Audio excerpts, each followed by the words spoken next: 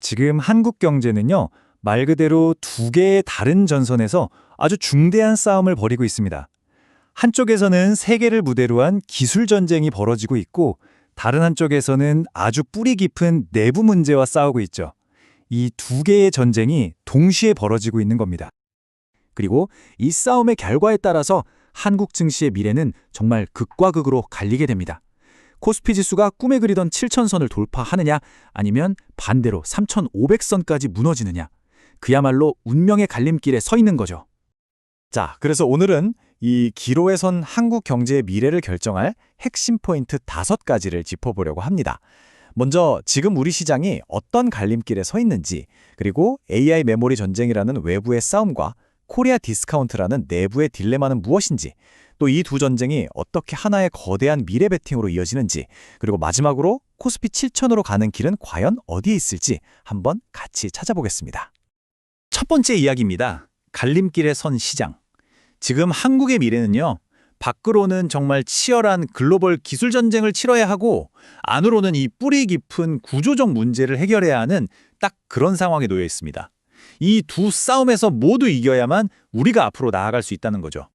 그럼 먼저 외부 전선부터 한번 들여다보죠. 바로 AI 메모리 전쟁입니다. 요즘 인공지능 시대의 핵심 중의 핵심 부품이라고 불리는 이 고대역폭 메모리, HBM의 패권을 차지하기 위한 글로벌 경쟁이 그 어느 때보다 뜨겁습니다. HBM, 이게 대체 뭐길래 이렇게 난리일까요?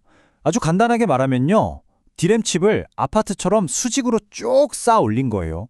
그래서 데이터가 오고 가는 길, 즉 대역폭을 어마어마하게 넓힌 거죠. AI가 그 방대한 데이터를 빠릿빠릿하게 처리하려면 바로 이 HBM이 반드시 필요합니다. 그리고 이 세계적인 전쟁의 한복판에 바로 우리나라의 두 대표 기업, 삼성전자와 SK하이닉스가 서 있습니다. 이 두 기업의 자존심을 건 승부가 지금 시장 전체를 움직이고 있다고 해도 과언이 아니죠. 지금 HBM3 시장 판도를 보면요, SK하이닉스가 엔비디아라는 거물과 손을 젓고 90%에 육박하는 엄청난 수율로 앞서 나가고 있어요. 이게 그냥 파트너십이 아니고요, 세계 최고 AI 칩 회사의 요구를 가장 가까이에서 듣고 제품을 최적화할 수 있는 일종의 전략적 해자를 구축한 셈입니다. 삼성전자는 85% 수율로 바짝 뒤쫓으면서 세계 최고 수준인 자체 파운드리를 활용해서 이 판을 뒤집으려는 전략을 쓰고 있고요. 에이, 고작 5% 차이 가지고 뭘 그래 라고 생각하실 수도 있는데 천만의 말씀입니다. 반도체 세계에서는 이 5%가 정말 엄청난 차이를 만들거든요. 수율 1%에 수십억 원의 이익이 왔다 갔다 하기 때문에 이 격차는 생산 효율성과 수익성에 결정적인 영향을 미칩니다. 그래서 일각에서 나오는 공급 과잉 걱정은 어쩌면 핵심을 좀 비껴간 걸 수도 있어요. 왜냐면 HBM은 아무나 만들 수 있는 그런 단순한 상품이 아니거든요. 압도적인 기술력은 그 자체로 새로운 수요를 만들어냅니다. 그런데 말입니다.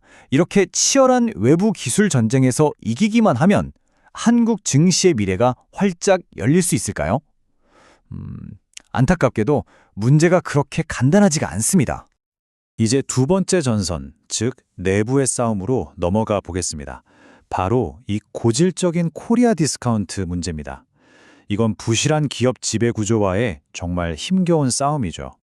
코리아 디스카운트가 뭐냐면요, 쉽게 말해서 우리 기업들이 뼈 빠지게 벌어들인 가치가 주가에는 제대로 반영이 안 되는 현상이에요. 아니, 내가 투자한 회사는 세계 최고인데 내 주식은 왜 맨날 제자리 걸음일까?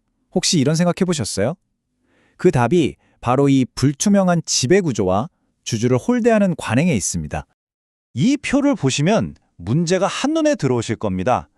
기업 가치에 비해 주가가 얼마나 되는지를 나타내는 PER가 글로벌 평균보다 훨씬 낮고요, 투자자에게 돌려주는 배당은 거의 세계 꼴찌 수준이죠. 근데 더 근본적인 문제는 따로 있어요. 이사가 주주가 아니라 회사에만 충성하도록 되어 있는 법, 그리고 주주 가치를 높이려고 사들인 자사주를 없애지 않고 그냥 창고에 쌓아두는 관행, 바로 이런 것들이 글로벌 투자자들이 한국 시장은 못 믿겠어 하고 등을 돌리는 핵심적인 이유입니다. 좀 더 구체적으로 보면 이런 것들이죠. 자사주를 주주 가치를 올리는 데 쓰는 게 아니라 경영권 방어용 방패로 쓴다거나 LG 에너지 솔루션처럼 제일 돈 잘 버는 핵심 사업부를 쏙 떼어서 따로 상장시켜버립니다. 그런 모회사를 믿고 투자했던 기존 주주들은 정말 뒤통수 맞는 격이죠. 순식간에 알맹이가 쏙 빠진 껍데기 회사 주주가 돼버리는 거니까요. 이런 관행들이 투자자들의 신뢰를 계속 갉아먹고 있는 겁니다. 그럼 해법은 뭘까요? 전문가들은 아주 강력한 법적 장치가 시급하다고 입을 모읍니다. 자사주 소각을 의무화하고 쪼개기 상장을 금지하고 또 이사의 의무에 주주에 대한 충실 의무를 쾅 하고 못 박는 상법 개정. 이게 바로 신뢰 회복의 첫걸음이라는 거죠. 자, 이제 좀 시야를 넓혀서요. 우리가 지금까지 이야기한 이 두 개의 전쟁이 어떻게 하나의 거대한 프로젝트에서 딱 만나게 되는지 살펴보겠습니다. 바로 미래를 건 초대형 배팅 용인 반도체 클러스터 이야기입니다. 이 숫자 한번 보시죠. 360조 원. 네, 360억도 아니고 360조 원입니다. 이게 삼성전자 단 한 기업이 용인 클러스터에 투자하기로 한 금액이에요. 이 프로젝트의 규모가 얼마나 어마어마한지 짐작이 가시죠? 용인 클러스터의 비전은 단순히 공장 몇 개 짓는 걸 넘어섭니다. 삼성전자와 SK하이닉스는 물론이고 150개가 넘는 소재 부품, 장비 협력사들이 다 같이 모여서 세계에서 가장 크고 강력한 반도체 생태계를 만드는 게 목표입니다. 하지만 이 거대한 꿈에는 치명적인 리스크가 숨어 있습니다. 바로 전력 문제예요. 2027년 첫 공장을 돌리려면 3기가와트라는 엄청난 전기가 필요한데 이걸 제때 공급받지 못하면 어떻게 될까요? 수백조 원을 쏟아부은 최첨단 공장이 그냥 텅 빈 깡통으로 전락할 수도 있는 정말 아슬아슬한 상황입니다. 그러니까 핵심은 바로 이겁니다. 용인 클러스터의 성공은 HBM 같은 최첨단 기술 전쟁에서의 승리, 그리고 코리아 디스카운트를 해결하는 내부 개혁 전쟁에서의 승리, 이 두 가지가 동시에 이루어져야만 가능하다는 것이죠.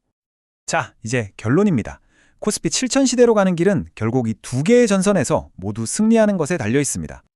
오늘 우리가 살펴본 모든 것을 한 장으로 딱 압축하면 바로 이겁니다. 한국 경제의 운명은 두 개의 톱니바퀴에 달려 있어요. 하나는 글로벌 기술 경쟁이라는 외부의 톱니바퀴고요. 다른 하나는 기업 거버넌스 개혁이라는 내부의 톱니바퀴입니다. 이 두 개가 딱 맞물려서 함께 돌아가지 않으면 경제라는 이 거대한 기계는 앞으로 나아갈 수가 없는 거죠. 결국 코스피 7000, 이건 단순히 세계 최고의 반도체를 만든다고 해서 도달할 수 있는 그런 숫자가 아니라는 겁니다. 기술 리더십과 기업 개혁은 전혀 별개의 문제가 아니라 성공이라는 동전의 양면과 같아요. 진짜 의미 있는 개혁을 통해서 신뢰를 회복할 때 비로소 한국 시장의 진정한 가치가 빛을 발하게 될 겁니다. 기술적 초격차와 구조적 개혁. 여러분은 이 두 가지 중에서 과연 무엇이 한국 경제의 미래를 여는 더 중요한 열쇠라고 생각하십니까? 어쩌면 정답은 둘 중 하나가 아닐지도 모르겠습니다.